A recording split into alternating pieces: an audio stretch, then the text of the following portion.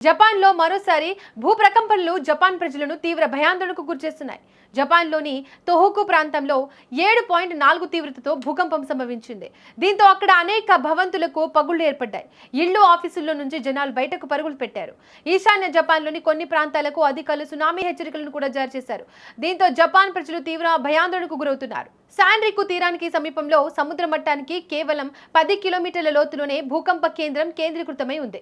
ప్రకంపనలు ఎంత తీవ్రంగా ఉన్నాయంటే ఆకాశ హరణ్యాలు పేక మేడల్లా ఊగిపోయాయి. ఇళ్లు, ఆఫీసుల గోడలు నెర్రలు తీశాయి.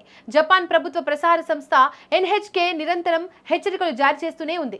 తీర ప్రాంతంలో 10 అడుగుల ఎత్తున అలలు ఎగిసిపడతాయని, ప్రజలు వెంటనే ఎత్తైన ప్రాంతాలకు వెళ్లాలని అధికారులు హెచ్చరిస్తున్నారు.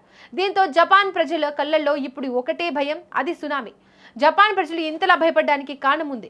2011లో ఇవే ప్రాంతాల్లో సంభవించిన భూకంపం, ఆ తర్వాత వచ్చిన సునామీ సృష్టించిన విధ్వంసాన్ని ప్రపంచం ఇంకా మర్చిపోలేదు. అప్పుడు వేలాది మంది ప్రాణాలు సముద్ర గర్భంలో కలిసిపోయాయి. అణు విద్యుత్ కేంద్రం దెబ్బతిని జపాన్ అంధకారంలోకి వెళ్లిపోయింది. ఇప్పుడు మళ్ళీ అదే తోహోకు ప్రాంతం, అదే ఈశాన్య జపాన్ తీరం. ప్రకృతి మళ్ళీ పగబట్టినట్లుగా కనిపిస్తోంది. ఆ పాత గాయాలు మానుకోక ముందే మరో జలప్రళయం ముంచుకొస్తుందా అనే ఆందోళన ప్రతి ఒక్కరిలోనూ నెలకొంది. ప్రకృతి వైపరీత్యాలను తట్టుకోవడంలో జపాన్ ప్రపంచానికే ఆదర్శం. కానీ ప్రకృతి ప్రకోపించినప్పుడు ఆ శక్తి ముందు మనిషి ఎంత? రాబోయే 30 నిమిషాలు జపాన్కు అత్యంత కీలకం. ప్రాణ నష్టాన్ని తగ్గించడానికి ప్రభుత్వం యుద్ధ ప్రాతిపదికన చర్యలు చేపడుతోంది. ఈ విపత్తు నుండి జపాన్ క్షేమంగా బయటపడాలని అందరూ కోరుకుంటున్నారు.